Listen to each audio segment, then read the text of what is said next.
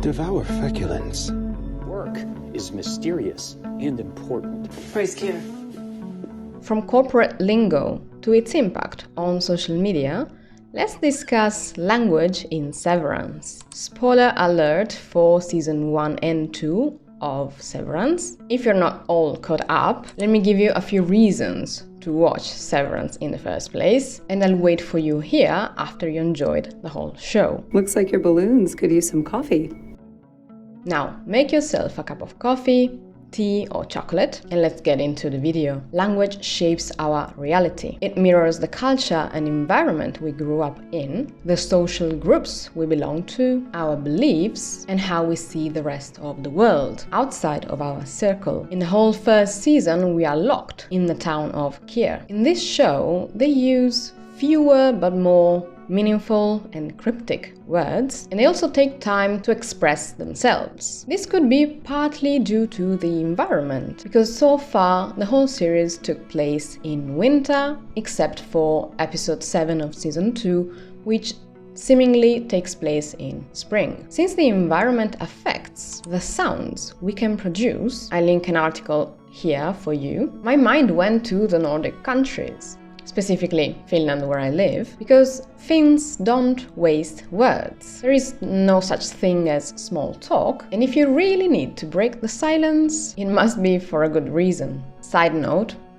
the only place where Finns let loose is in the sauna, which is basically the warmest place of all. Back to Severance, language can cause specific reactions and warp reality if you want. Cults and even salesmen know it. This is how marketing works, after all. Visuals, sounds, and language that make us feel as if we're missing out. See influencers, for instance. As if X product could change our lives forever. Cults often develop specialized jargon, acronyms, and euphemisms that are unique to their group. Corporate cults need their own language to work. Just like any other cult, you trust them for various reasons. You need them to pay your bills and to fit into society. You have to adapt, accept their narrative, at least for the time you spend in the office. You let your guard down as you learn a new jargon, and you are inevitably affected by it, even after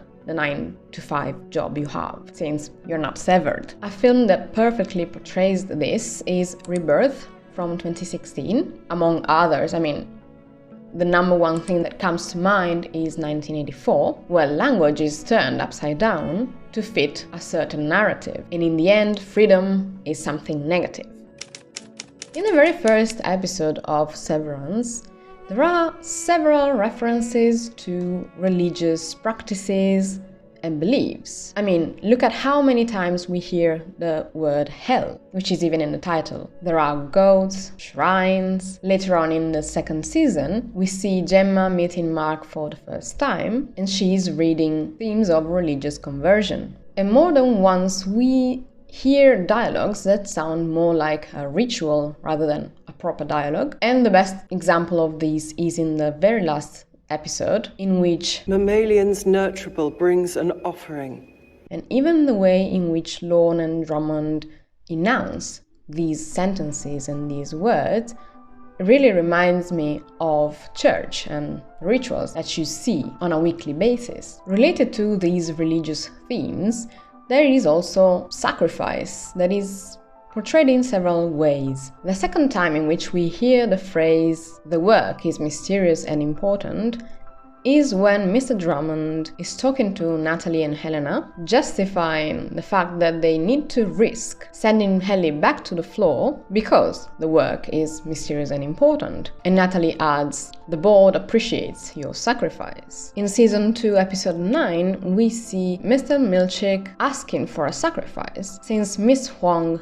has finished her fellowship, and that's the very last thing she needs to do before leaving. But first, lay the game on the table. The handbook requires that you mark this betterment with a material sacrifice. I have chosen your ring toss game as a proper totem, and that's when she smashes her game with James' head. James Eagan himself is ready to sacrifice his own family. And he's preparing Helena for this role, but he's been fathering children in the shadow. I sired others in the shadows, but he wasn't in them either until I saw him again in you. To which Heli replies, you and your family created hell and you're going to burn in it. Severed workers are not completely aware of what they are sacrificing when they are giving part of themselves up for the company. When we hear Gemma and Marc discussing what Chikai Bardo is, Marc says, I don't know, it looks like two guys fighting. But Gemma replies, no, it's the same guy, fighting himself, defeating his own psyche, ego death.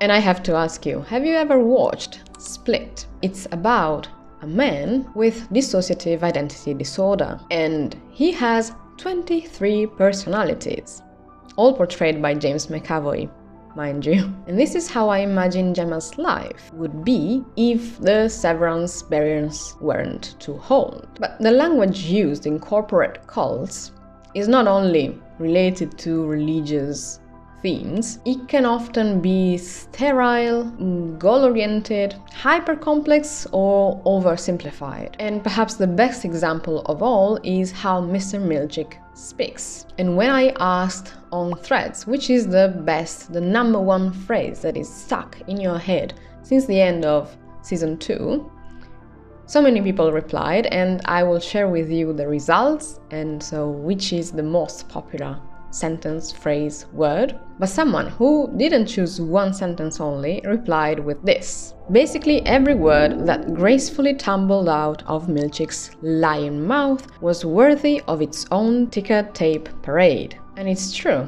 Milchick is one of the best characters in terms of complexity and originality, and his language could make up a whole video, but we will still briefly touch on this later. Just like any other corporate cult, this one is filled with acronyms, MDR, ORTBO, OND, OTC, and so on. And we can see people on the internet playing around with these words and acronyms and seeing potential second or third meanings. See, for instance, ORTBO as robot. But this workplace is also filled with slogans. See the ones on the walls on the severed floor, for instance, No Malice Palace, and others we will mention later. Lumon has its own language, and it's also easily recognizable outside of the company. In the town of Kier and in the other town that we see. We don't see much more of this world. You can see this when Rickon and Devon are discussing, but also when they're talking to Natalie, who works for the company, because Natalie wants to discuss a version of the book, the UUR, that Rickon wrote specifically for Innis. And Devon goes, what's wrong with the current version? And Natalie, nothing. There is a certain verbiage to which Innis respond more favorably. And even as Marc is reintegrating, Regabi asks, what month is it? And potentially Inni Marc replies, you mean quarter? And right after that, when Auti Marc is awake and aware of what is going on, he says, this didn't feel human. This felt like a nightmare. And he refers to the first scenes that he saw coming from his Innis memories, which are all on the severed floor. Another brilliant example of corporate lingo is marshmallows are for team players. But also when Miss Huang and Mr. Milchick are preparing the bereavement party for Irving, Milchick says the affections index for Irving B was in the high 60s. It will help the others to grieve, justifying the fact that they are preparing this party, even though it's meant for Innis who die on the floor. One of the last times we see Bert and Irving together, Bert says something quite interesting. Lumon Goon, that stings. We never used words like that. With Lumon, it's very specific language. Another aspect of a specific language that is related to one company or cult is their own humor. And we have a couple of examples of severed humor. See, for instance, Heli, did everyone sever their balls? in the elevator this morning. Or even when Helena and Marc meet in the outside world, Helena says, "I've heard nothing but good things about your work." And Marc replies, "Thank you, I've heard nothing at all about my work." And Helena replies, "Severance humor." But even towards the end of season 2, when Devon says, "I'm sorry, the wind was whistling over the hole in the back of your skull, so I didn't quite get that." And last but not least, we hear Hampton say, "Come and tame these tempers, assholes." Now, let's discuss cult manipulation techniques in Severance through language, and I'm using a model that I saw on a video linked below, simply because I liked the structure, but these are techniques that can be listed and organized in different ways. Number 1, charismatic leadership. Religious leaders often employ psychological mechanisms such as confirmation bias, social proof, love bombing, and the halo effect to win over subjects. The charismatic leadership in Severance is the Eagan family, but specifically Kier Eagan, even though we don't have any direct dialogue if we don't count the wax statue in episode 10 of season 2. We rather have the MDR handbook and other written sources, along with powerful paintings portraying both real-life scenes and symbolic ones. There are cults that die as their leaders pass away, but this is not the case in Severance, and all the members of the Eagan family are worshipped. You can perceive Kier's presence in work-related language. See, for example, in episode 1 of season 1, Cobell says, Marc asks, "At this time I confer upon you the freedom to serve Kier."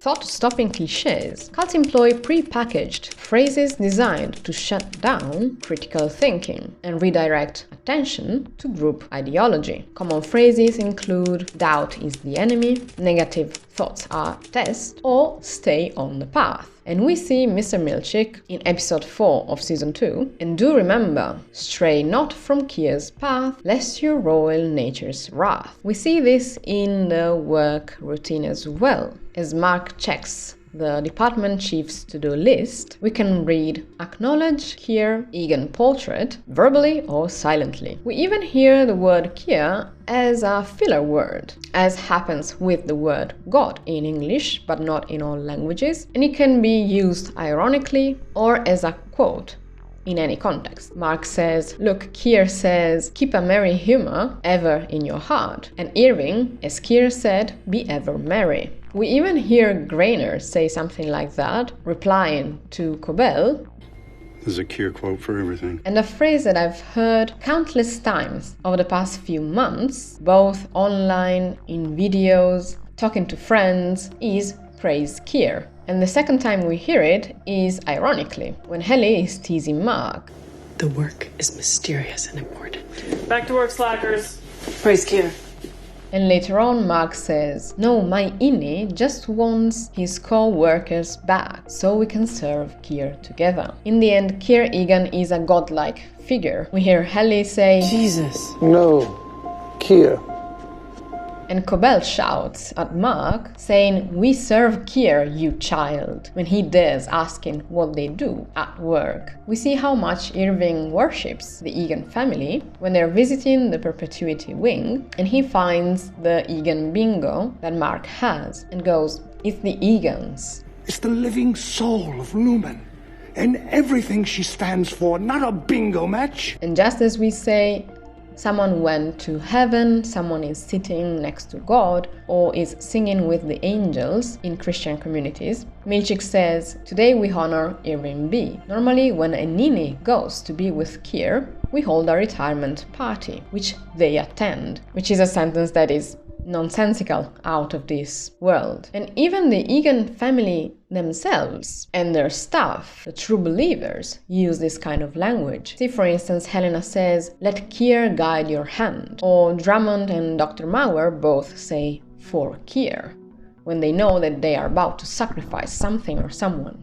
Number 2, groupthink and conformity. When we see the whole mind collective, WMC, which is the activist group against Lumon, when we see them for the first time, there's a store behind them selling clothes that are suitable for severed employees. And towards the beginning of the first season, we hear Milchick say to Helly, "I'm agog at how well I can tell you're already fitting in." The relationship with other departments is quite peculiar, but in this case, we hear Irving say, "Kier's whole original vision saw us all working together." And on the other side of the spectrum, we see Milchick saying, "The tents, as you can see, are MDR blue." There's a text on the wall beside the wellness center that reads, "Tame thy tempers," because supposedly everybody should have equally balanced tempers. And as we enter the wellness center, we hear Miss Casey say, Please try to enjoy each fact equally. Since you're not supposed to show any preferences. Number 3, psychological manipulation techniques. With language you can manipulate others, just as Cobell and Milchick do with the innies. They strictly feed them information they are allowed to know based on the company's goal. The tone and the words that they use are meant to keep the innies in their place. And even when a word sounds accessible or simple, it may mean something else entirely. It may trick you, especially if your entire existence is on the severed floor. Innies trust the system because they're innocent, and so is the language used to address them. And we will talk about how they are perceived as children later on. As I mentioned earlier, love bombing is a classic technique. Don't pervert a handbook passage to me. Lumon has been good to us. And in an eerie moment, we hear Milchick say, "I thought the waterfall's grandeur would satiate you." I'm teasing, of course. Lumon will always protect and provide. And love bombing is not only in the language used, it's also in the actions and the gifts that innies receive. See, for instance, the whole choreography and merriment performance, the waffle party, receiving balloons after the Macrodat uprising, and getting pineapples as gifts.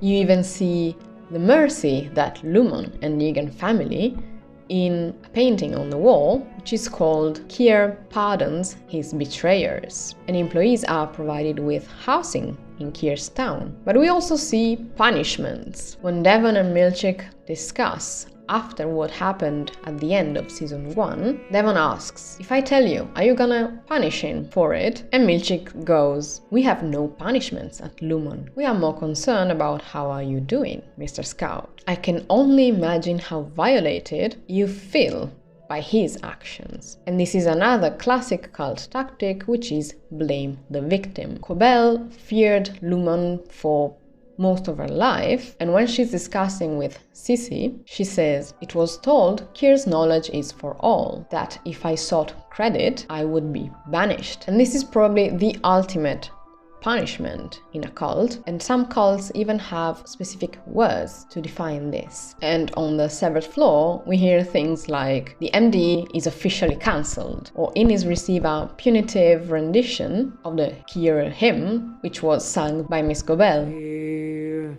chosen one, Kier.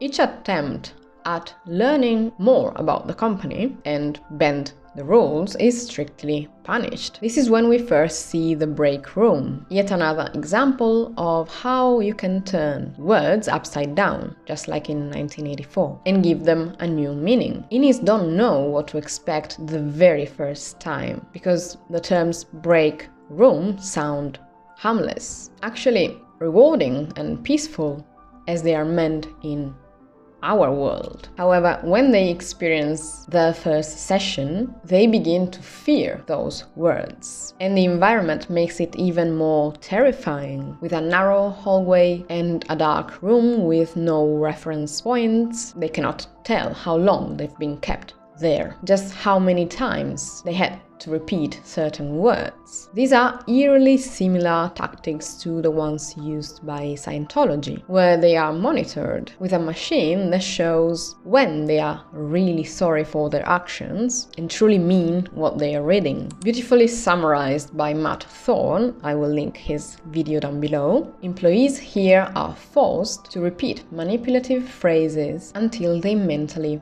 break down. It should be called brainwashing room. And when Petey is telling Marc about this break room, he almost can't believe him until Petey makes him listen to a recording of one of those sessions, and Marc listens to his own voice for the first time from his innie. The first time we see the break room is with Helly, where Milchick starts a recording and then asks her to put her hands on the table, and he brings up the compunction statement for Helly R. Initially she doesn't want to read it, and then she is forced to, and after she reads it, Milchick goes, "I'm afraid you don't mean it," again.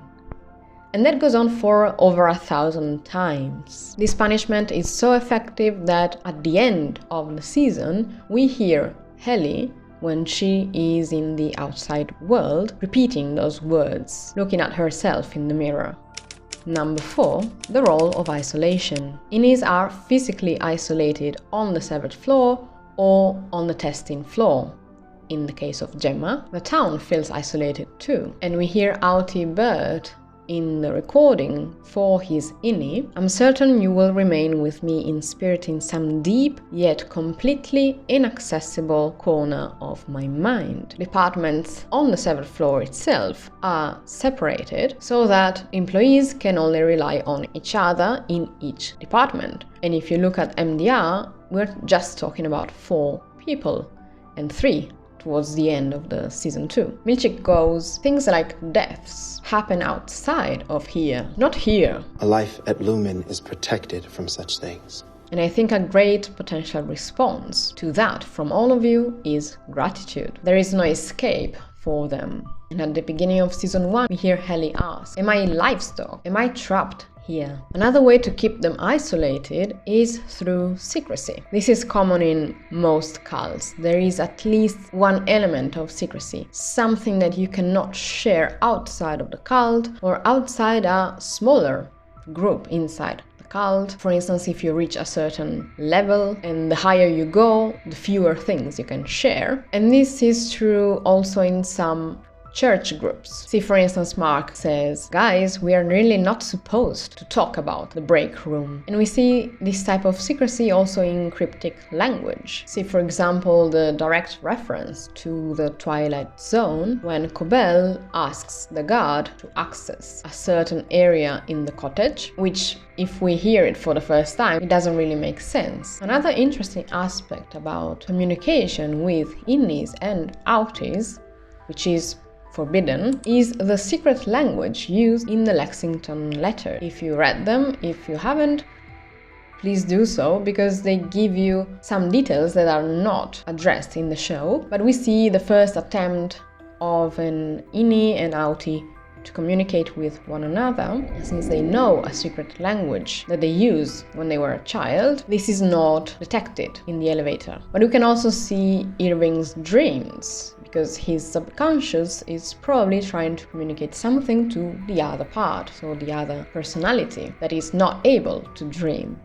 We see Helly attempt to write on her body or to carry a message in her mouth, and so on. The last step is reintegration, in which you don't need to find ways to communicate with yourself anymore.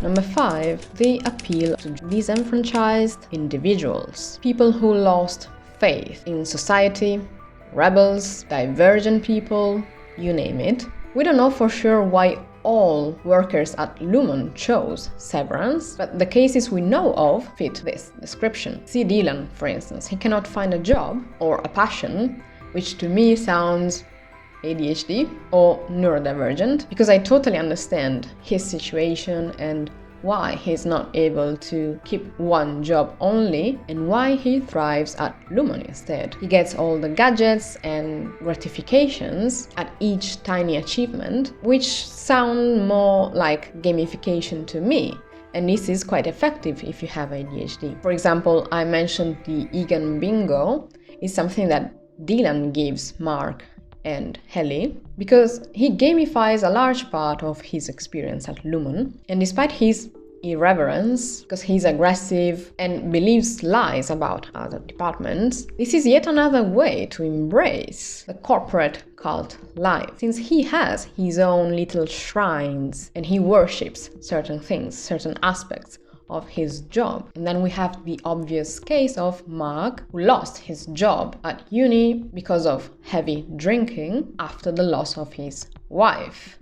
But we don't really know what happened to Irving. Let's hope we will find out in the upcoming season.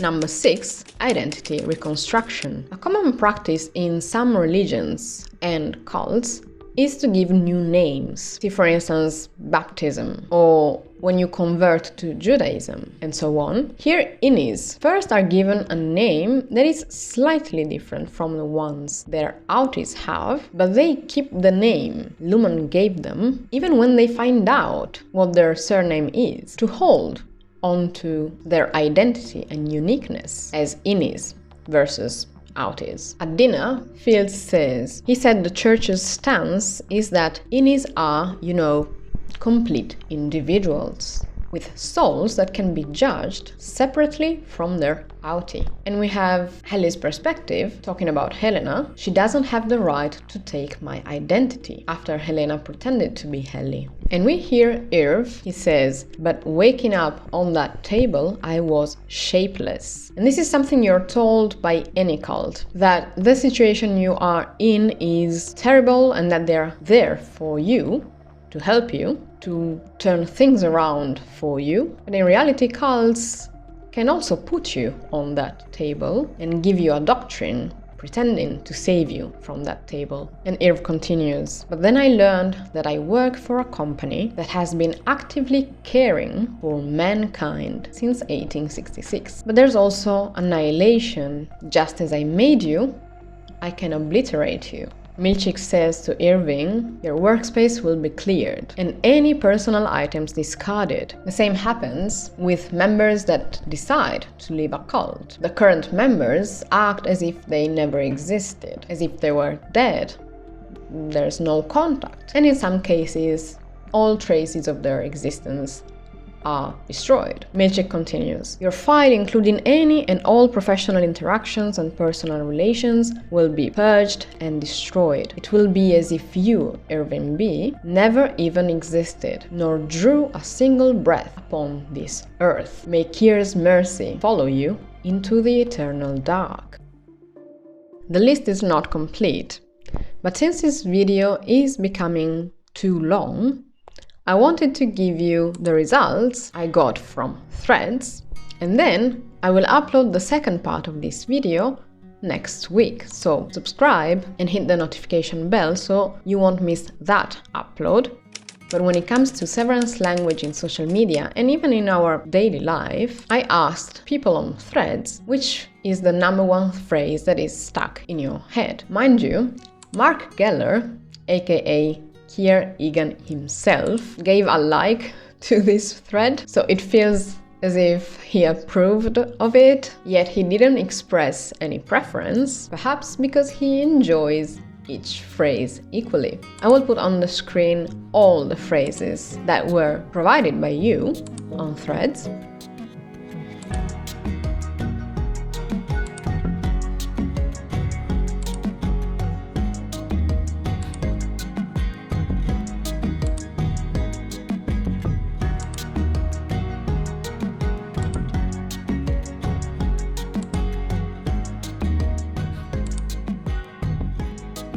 But let me tell you the top 10. I ate your shitty effing cookies, with 2 entries and 52 likes. Number 9, did everyone sever their balls in the elevator this morning? Which has 54 likes and 3 different entries. At number 8, we have Helena, who says, it seems like you've overestimated your contributions and underestimated your blessings. with 61 likes and 2 entries. Number 7, Why Are You a Child? Because of When I Was Born, provided by Mark W. and Miss Huang. These had 80 likes and 3 entries. Number 6, we have Outie Mark, who says, Oh my god, so good, with 89 likes and 4 entries. At number 5, we have Enid Dylan shouting his wife's name with 99 likes and 4 entries. At number 4, we have Helly saying, They give us half a life and they expect us not to fight for it, with 101 likes and 4 entries. At number 3, we have Calamitous Orbo with 65 likes and 6 entries. Number 2 is our dear Ear, who shouts, Yes, do it, Seth, with 177 likes and 8 different entries. And finally, number 1, of course, we have Milchik, who gave us the one and only